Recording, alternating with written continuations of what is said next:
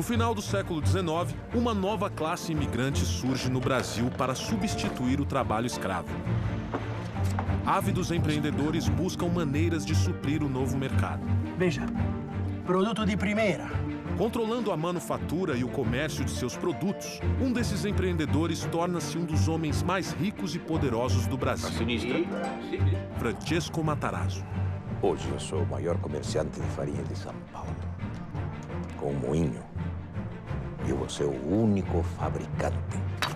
A construção de seu imponente moinho é um marco nacional e contribui decisivamente para o desenvolvimento do Brasil.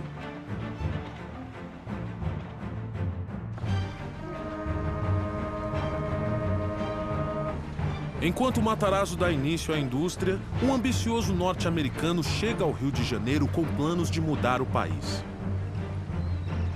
Seu nome? Percival Farquhar.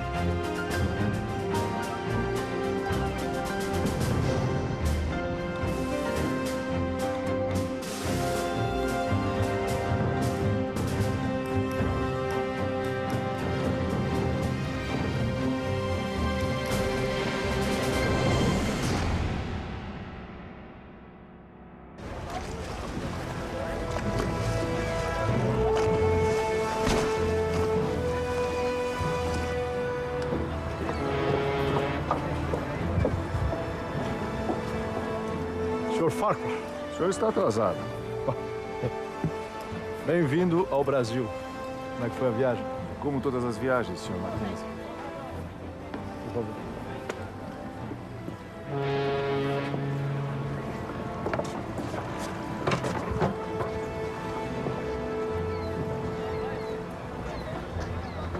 Então, essa coisa precária é o porto da capital do Brasil. Pois prepare-se. O restante desse país será uma surpresa mais desagradável ainda. Ótimo. Ótimo. Onde falta estrutura, senhor Mackenzie, sobra oportunidade. O Brasil do começo do século XX ainda é um país rural. A infraestrutura é incipiente e a integração do território é precária. Até mesmo na capital da República, os serviços públicos são obsoletos. O Rio de Janeiro ainda não tem energia elétrica. É para mudar isso que Farquhar se associa à empresa canadense Light and Power. Junto a Alexander Mackenzie, ele inicia um plano de eletrificação do Rio de Janeiro. Aí que aparece o papel de um empresário novo que busca, junto à Light, chegar ao Brasil, e a Light precisava disso para expandir o seu negócio para o Rio de Janeiro.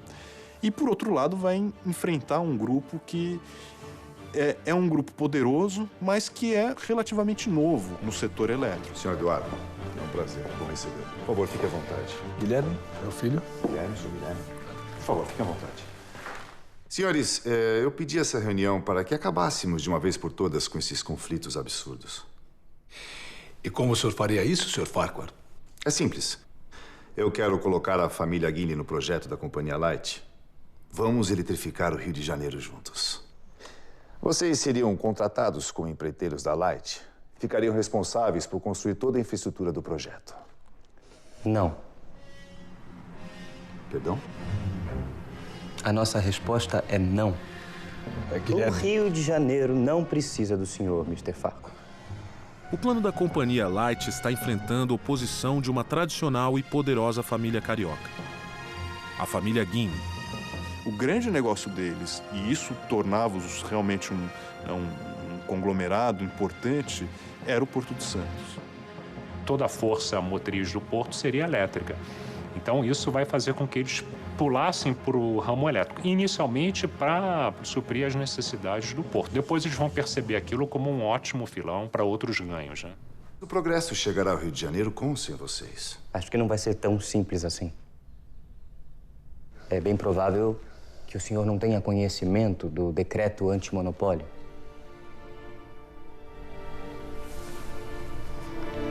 As concessões de eletricidade que o senhor pretende comprar vão contra o decreto. A sua companhia será impedida de funcionar e nada sairá do papel. Entendo. Bom, senhores, obrigado pela visita. Do Brasil, cuidamos nós. O que a gente observa é que o mundo inteiro está sendo, vamos dizer assim, colonizado pela energia elétrica. Quando a Light se instala, aí nós temos uma relação de capital estrangeiro e capital nacional. Menino Guilherme tem razão, Percival. O decreto antimonopólio vai ser um problema. Não se preocupe, Mackenzie. Eu já sei o que fazer. Vamos comprar todas as concessões de energia da cidade. Vai ser inútil. No decreto, essas concessões não valeriam nada.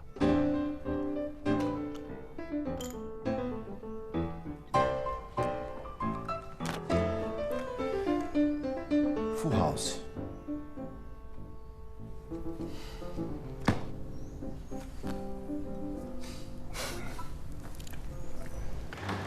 Não faz sentido algum. Farquhar está jogando dinheiro fora.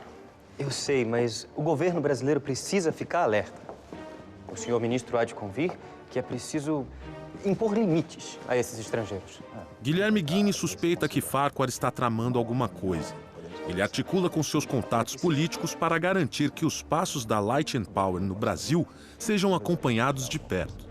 Isso revela já o seu poder junto às autoridades. Obviamente, eles viveram a transição do Império para a Primeira República.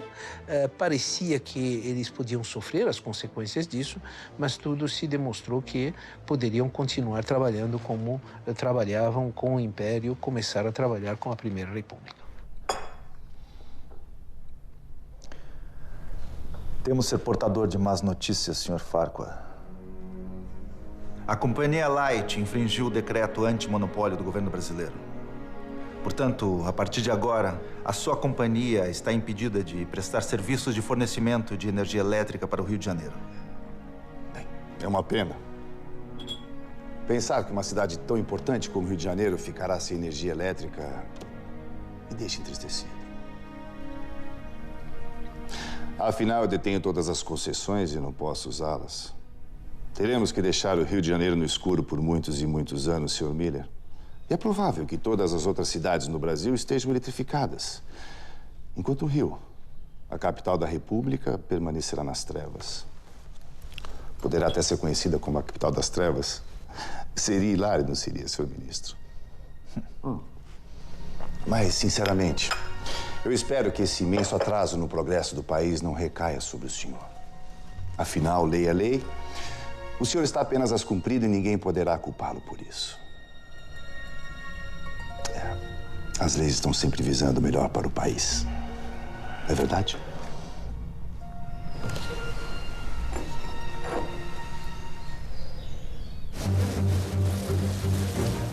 Senhoras e senhores, muito obrigado pela presença de vocês aqui hoje. Hoje é um dia muito especial para o Rio de Janeiro, que finalmente sairá das trevas. O decreto antimonopólio é derrubado. A eletrificação do Rio de Janeiro começa. E tudo está nas mãos de Farquhar. Bem-vindos ao progresso.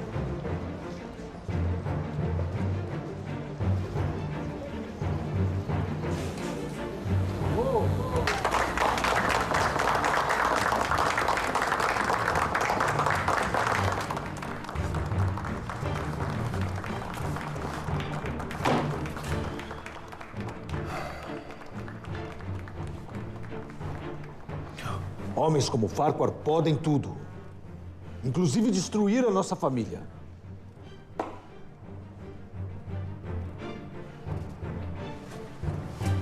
Missão cumprida, Percival. Você conseguiu. Isso é só o começo, meu caro. Tem outros planos para o Rio de Janeiro? Eu tenho planos para todo o Brasil.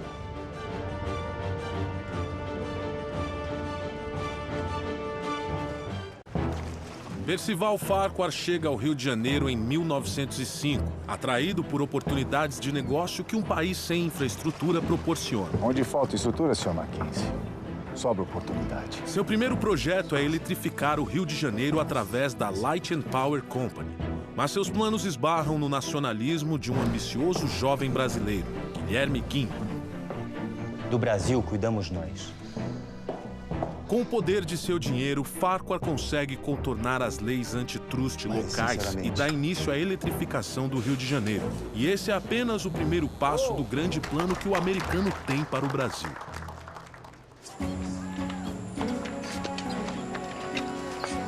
Meus planos para esse projeto terminam aqui, Mackenzie. Deixa o Rio de Janeiro comigo. A Light dá início às obras da usina de Lages, a maior da América Latina, capaz de fornecer energia para todo o Rio de Janeiro.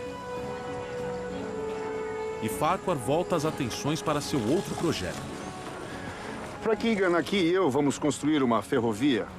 Ou melhor, algumas ferrovias. O plano de Farquhar é gigantesco. Um conjunto de estradas de ferro para interligar todo o continente americano.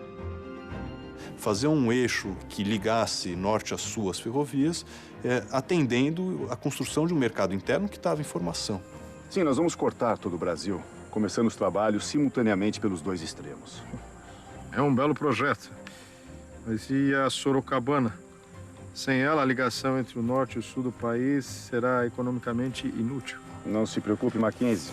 Eu já tenho planos para consegui-la. E você, meu caro, faz parte deles. Farquhar pede que Mackenzie negocie a compra da Sorocabana com o governador do estado de São Paulo. O senhor está pensando em porquê? Sim, quer fazer a integração da América Latina toda. E a ferrovia Sorocabana, por atender uma região importante do estado de São Paulo e fazer a sua ligação com o sul do Brasil, seria estratégica nesse sentido. Enquanto isso, Farquhar vai para a Europa levantar o dinheiro necessário para a compra. Sr. Farquhar, telegrama do Sr. Mackenzie. Obrigado.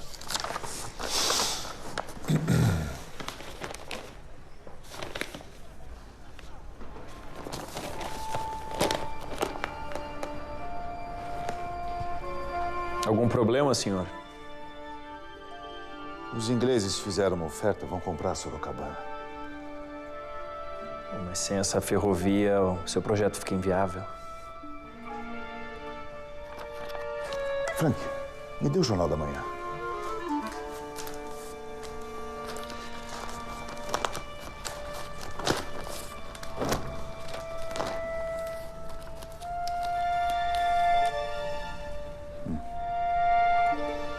O emissário está vindo para Londres de navio para fazer a proposta. Estará chegando em 2 semanas.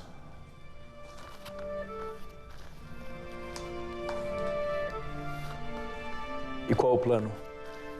Mande um telegrama imediatamente para o Mackenzie no Brasil e descubra quanto os ingleses estão pagando.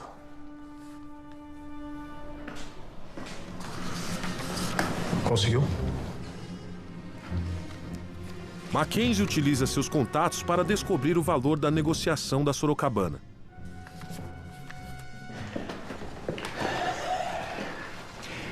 Os ingleses estão oferecendo 2 milhões de libras, Sr. Farquhar. Vamos cobrir a oferta. Mas é muito dinheiro. E o senhor tem apenas 2 semanas para consegui-lo. Impossível. Não é possível, não para mim, Frank. Se eu não conseguir a Sorocabana, eu não tenho nada. Tem muita gente que tem muito medo de errar e não faz nada. Eu sou da teoria seguinte, eu prefiro dar 10 tiros e errar 3. O Wall Street já está em pleno funcionamento. Nós já temos um sistema industrial, financeiro, comercial muito complexo. Farquhar consegue quase todo o dinheiro. Mas ainda falta uma parte, e só lhe resta uma opção. O Banco da Escócia.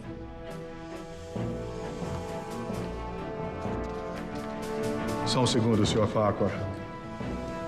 Negócios importantes não podem esperar. O presidente do Banco da Escócia é o britânico Lord Balfour.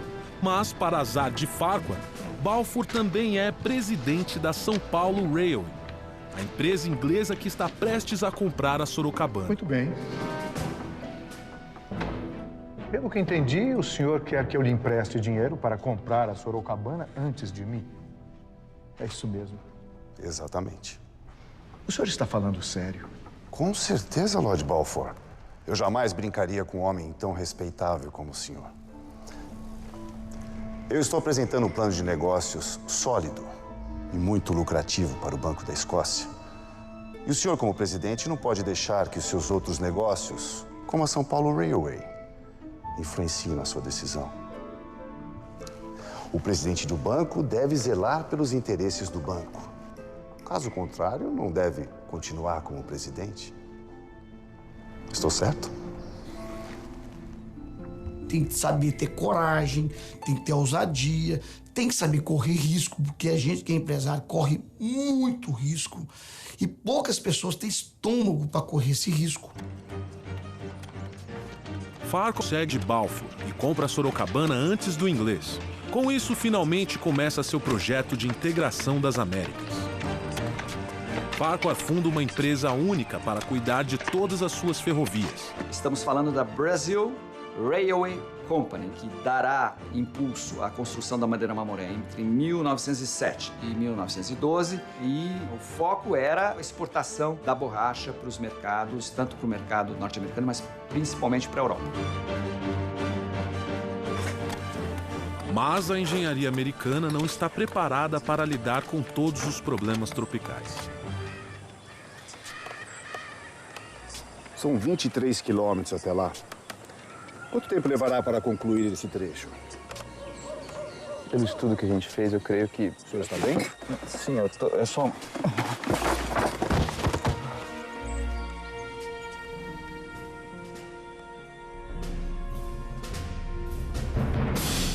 É um belo projeto. Percival Farquhar dá início à grande obra de sua vida. Uma malha ferroviária integrando as Américas. Nós vamos cortar todo o Brasil, começando os trabalhos simultaneamente pelos dois extremos. Mas a impossibilidade de conseguir a concessão da ferrovia Sorocabana quase coloca tudo a perder. Com sua habilidade de levantar capitais, Farquhar consegue comprar a Sorocabana e inicia as obras da sua grande ferrovia. Mas depois de superar os obstáculos políticos e financeiros, ele se depara com um inesperado desafio tropical.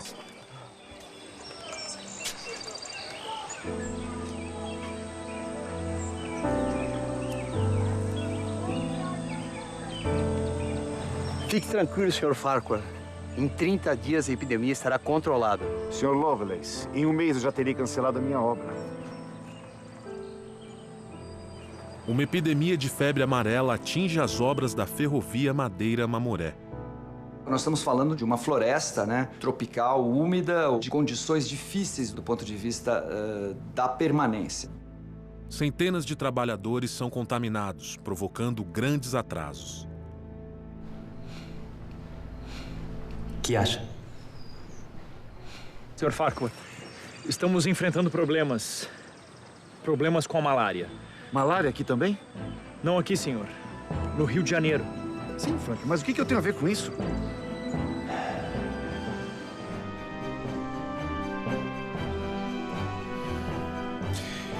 Eu tenho minhas dúvidas, Guilherme. É a estratégia perfeita. Com isso, nós vamos parar a obra da usina de Lajes. Espero que você saiba o que está fazendo. Nós não podemos ter uma nova derrota pública para o Farquhar. Não tem com que se preocupar. Será o fim de Percival Farquhar. Ele tinha essa capacidade de lidar com imprensa no bolso, né? Enfim, brilhante nesse aspecto.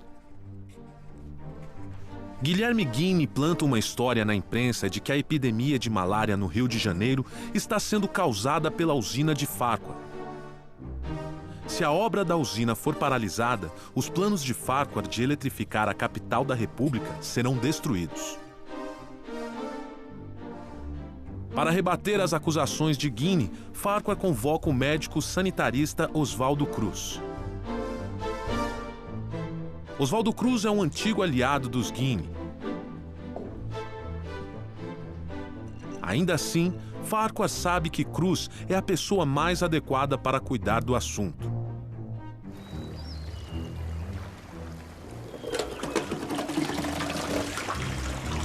As obras são paralisadas até que o veredito seja dado pelo sanitarista. Oswaldo Cruz pede alguns dias para fazer uma análise completa do local. O parecer de Oswaldo Cruz vai decidir o destino da usina e dos negócios de Farquhar no Brasil.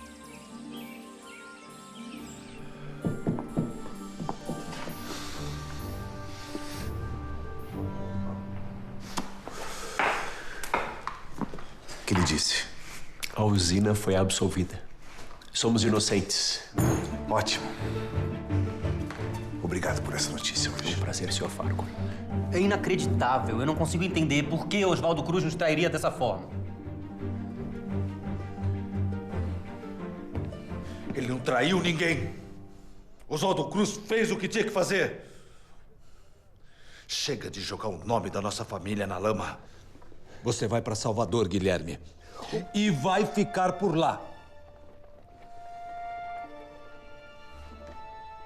Então, Guilherme ganha o direito de representar os negócios da família Guinea em Salvador. Ou seja, prêmio pra lá de consolação.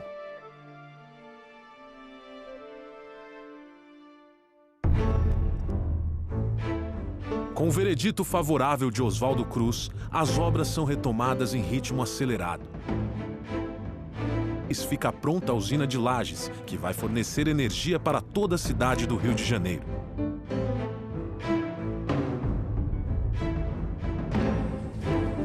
E Farquhar, triunfante, volta suas atenções para a Brazil Railway. Impressionado com a integridade de Oswaldo Cruz, Farquhar chama o médico brasileiro para cuidar da febre amarela no trecho Madeira-Mamoré, passando por cima de seu conterrâneo, Carl Lovelace. Oswaldo Cruz produz um relatório indicando medidas que amenizam o problema da febre amarela. As obras são retomadas. É o início da Era de Ouro de Farquhar. Ele foi um grande capitalista, né? De ferrovias, de portos, de transportes urbanos e tantos outros empreendimentos que ele tinha simultaneamente em várias capitais brasileiras, né? Seu império está crescendo. E nada parece capaz de parar Farquhar.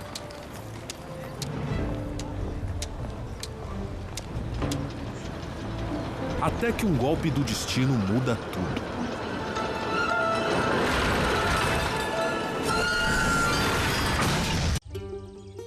Farquhar começa a construir sua malha ferroviária, mas um surto de febre amarela atrasa as obras. Para piorar, sua usina de Lages sofre ataques na imprensa, orquestrados por Guilherme Guinea. Será o fim de Percival Farquhar. Farquhar resolve seu problema com a ajuda inesperada de um antigo aliado da família Guinea. O empreendedor americano está prestes a criar um império financeiro no Brasil, até que um acidente em Salvador ameaça acabar com seus planos. O bonde!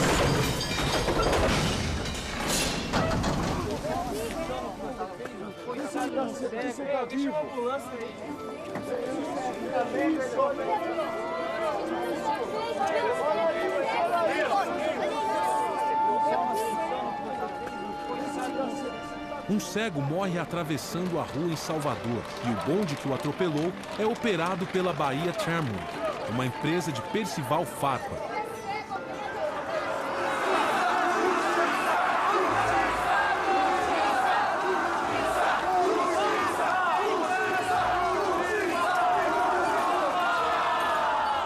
A morte acidental causa revolta em toda a cidade e a população protesta nas ruas contra a Bahia Tramway, o americano que está por trás dela. Que exagero. Foi um simples acidente, isso. Trágico, sim, claro, mas nada além disso. Farquhar se reúne com o ministro das Relações Exteriores, o Barão do Rio Branco, em busca de uma solução para o caso.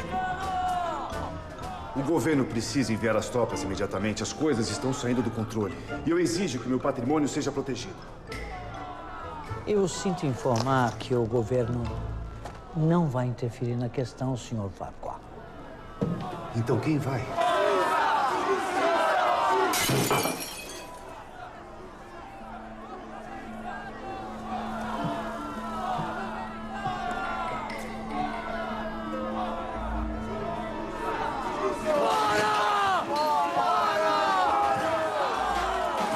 E um homem espera que a revolta ganhe proporções ainda maiores.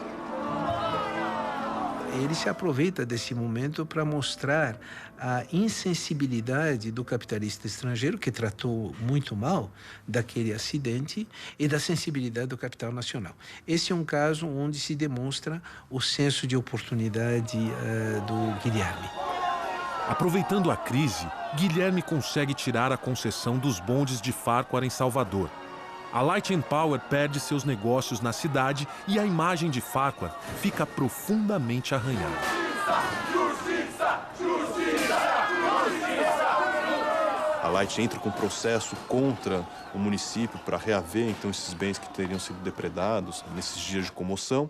A Light chega com uma conta no município e o município fala, olha, de multa que você tem pela prestação de maus serviços é praticamente o mesmo valor ou maior do que o valor que você está nos apresentando. E aí é o espaço para o Guilherme Guinle expandir os seus negócios. O sucesso da campanha contra Farquhar traz Guilherme de volta à confiança de seu pai. Ele retoma os negócios da família em São Paulo e no Rio de Janeiro. Mas sua cruzada contra Farquhar ainda não terminou. A vitória contra a empresa Light and Power Company, propriedade do Sr. Percival Farquhar, foi uma grande conquista dos brasileiros. Está mais do que claro que os investidores estrangeiros vêm para cá apenas para se beneficiarem às custas da população. Não podemos deixar que interesses ocultos interfiram na soberania de nosso país. O Brasil para os brasileiros. Pouco insignificante. Devemos tomar uma atitude. Não. Deixe o brasileiro com suas migalhas. Temos coisas mais importantes para resolver. Prepare suas coisas. Vamos voltar para Brasil Railway.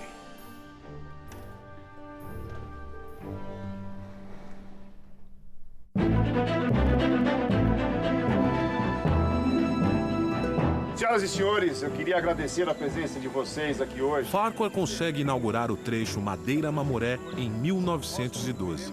O foco era a borracha, quer dizer, o látex. Essa extração, então, depois é concentrada, é levada para algumas vilas, para algumas cidades, né? E transportada, através da ferrovia, até navios de grande calado. A navegação se fazia, então, através do Rio Madeira, depois do Rio Amazonas, até Belém do Pará. Então, o Farquhar estava, vamos dizer, envolvido em vários e vários investimentos, né? Porque nós, os brasileiros, serão o futuro. Muito obrigado a vocês.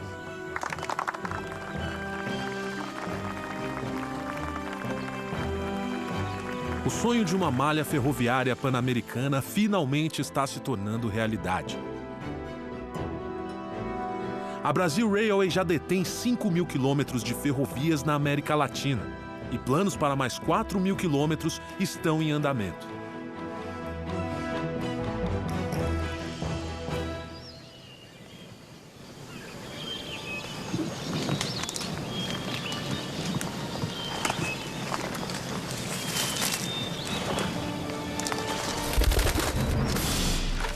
Altão, alto. Cabo.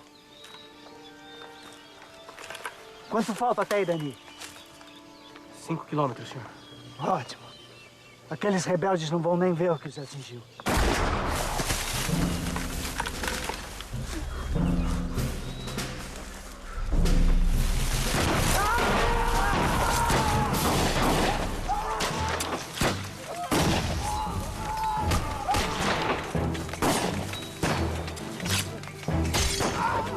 Mas antes que Farquhar possa alcançar seu grande objetivo, uma revolta no sul do país cruza seu caminho. Estoura uma guerra civil e no centro dela está a Brasil Railway. Um dos bondes de Percival Farquhar atropela um cego em Salvador, causando uma revolta anti-americana na cidade. Insuflada por Guilherme Guinle, a sociedade baiana exige a punição de Farquhar, que é expulso da cidade. Guilherme retorna vitorioso para o Rio de Janeiro, pronto para continuar atacando o americano. Farquhar abandona o Rio e retoma os trabalhos da Brazil Railway, visando completar a ligação das Américas. Mas um conflito no sul do Brasil coloca em xeque seu sonho de controlar os meios de transporte de todo o continente.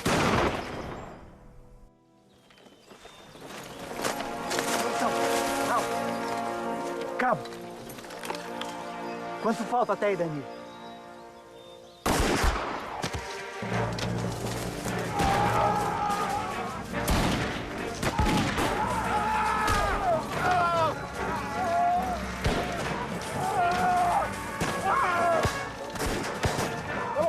Retirada, pelotão! Retirada! Vamos!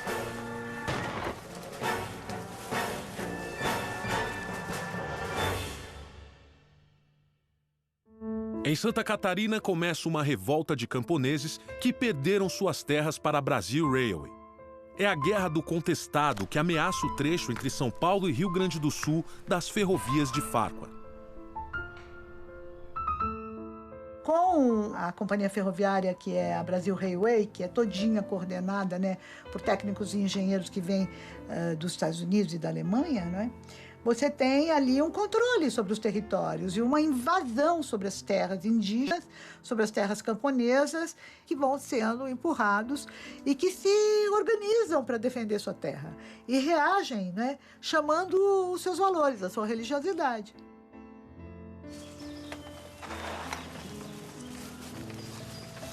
Sem ter noção do real tamanho do movimento, as tentativas iniciais do governo para conter os rebeldes são violentamente derrotadas. Fica claro que essa será uma guerra difícil e sangrenta.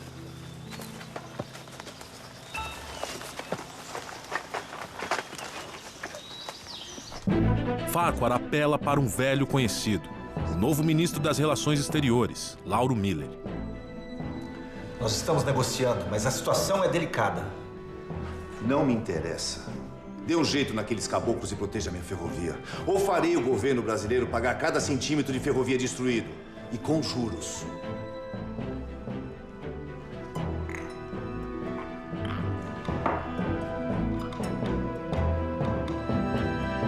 Lauro Miller ajuda Farquhar enviando tropas federais para reprimir a revolta. Nós temos o exército brasileiro deslocado para bater mesmo fortemente nessa população que impedia a modernização. Mas nem mesmo as tropas mais experientes conseguem vencer os rebeldes.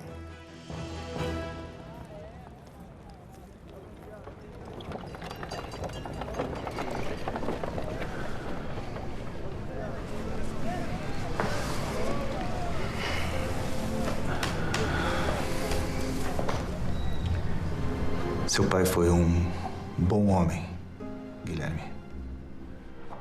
Eduardo Palacin Guinle morre em 1912, deixando a chefia da família para Guilherme. Eu só lamento que ele não esteja aqui para ver a queda de Percival Farquhar. A partir de amanhã, serão tornadas públicas as atrocidades que têm acontecido no sul do país. É inadmissível que o governo brasileiro envie tropas contra o seu próprio povo em favor de uma empresa estrangeira. O golpe será certeiro, senhor ministro. E eu espero que o senhor esteja do lado certo quando o golpe ocorrer. A campanha de Guinle apontando as injustiças da Guerra do Contestado faz efeito. A opinião pública no Brasil se volta contra Farquhar. Para piorar a situação, a Malásia entra no mercado mundial da borracha e se torna um concorrente fatal para os negócios de Farquhar no norte do Brasil.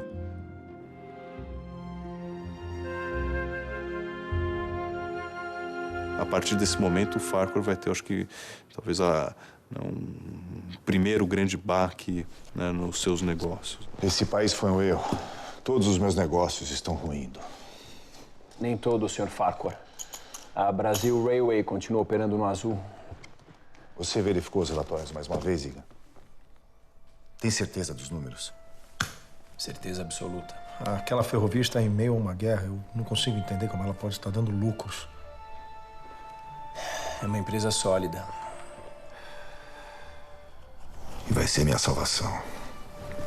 Percival, é melhor você pensar bem no seu próximo passo.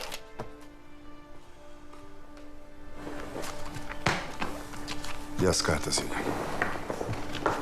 A receita do sucesso é ter coragem de um momento difícil, você continuar a luta, porque não vai ser só momentos bons. Em São Paulo, os empreendimentos de Francesco Matarazzo continuam crescendo. Ele funda a Indústrias Reunidas Fábricas Matarazzo, que engloba todos os seus negócios. Com a idade avançando, ele começa a pensar na aposentadoria e trata de preparar um sucessor. Eu tenho a honra de anunciar que meu filho Hermelino é agora o diretor-geral das Indústrias Reunidas Fábricas Matarazzo.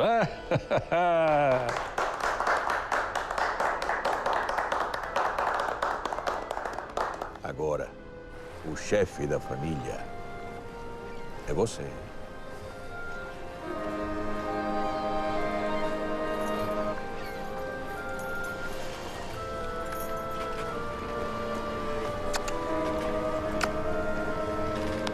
Francesco decide viajar para sua terra natal, a Itália, buscando descansar das demandas de seu império. E a partir daí ele teve que lidar com essa estrutura familiar empresarial à distância.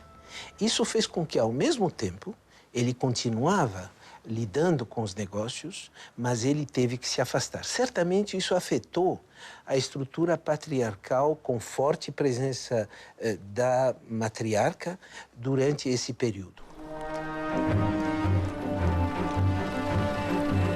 A Brasil Railway vai conquistar as Américas ainda este ano. Viva Brasil Railway! Viva! Viva! Farquhar vende diversos investimentos para comprar ações da Brasil Railway. Senhor Igor. Obrigado.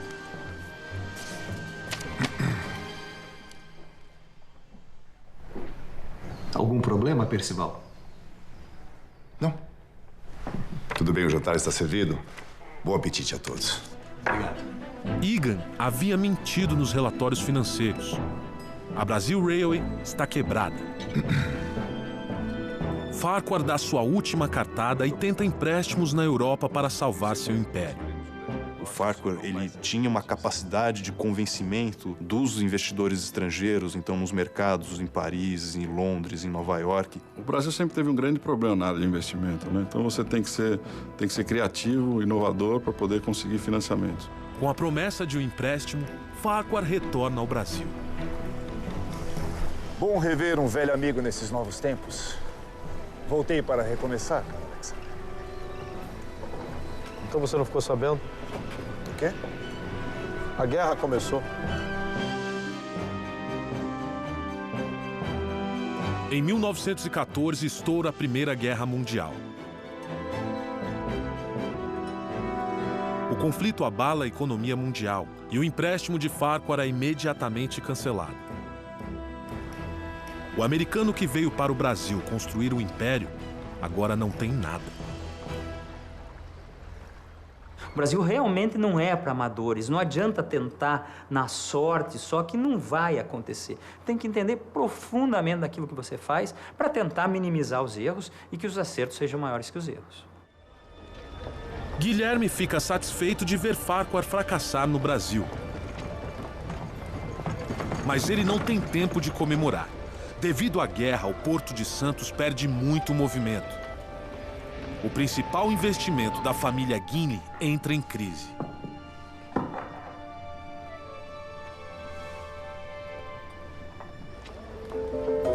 Enquanto a maioria sofre durante a Primeira Guerra Mundial, um imigrante italiano está determinado a lucrar com ela.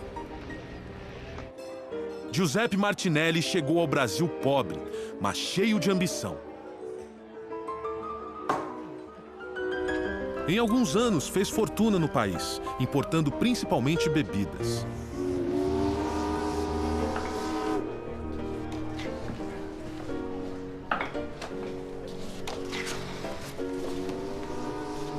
Agora, ele hipoteca todos os seus investimentos e convence Mário de Almeida a entrar como sócio em uma nova companhia de navegação, a Martinelli S.A.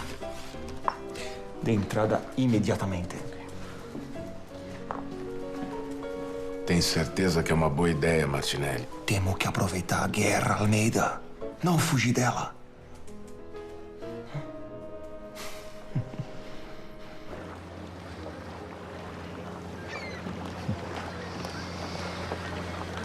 Esses navios já foram uma mina de ouro e agora ficaram inúteis. Esse país pode te destruir, Sr. Martinelli. Ou te deixar rico, se você souber jogar suas cartas. O que o senhor pretende fazer com os navios? Você sabe que eles não foram feitos para o mar. Eu sei. Nós estamos muito longe do Rio Madeira. Eu não vou navegar pelo Rio Madeira. Eu vou atravessar o Atlântico.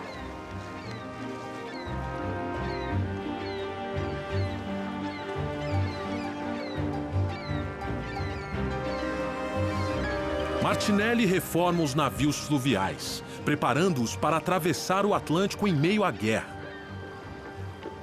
O risco é imenso, mas Martinelli é homem de altas apostas. Ele não permitirá que uma guerra mundial fique em seu caminho.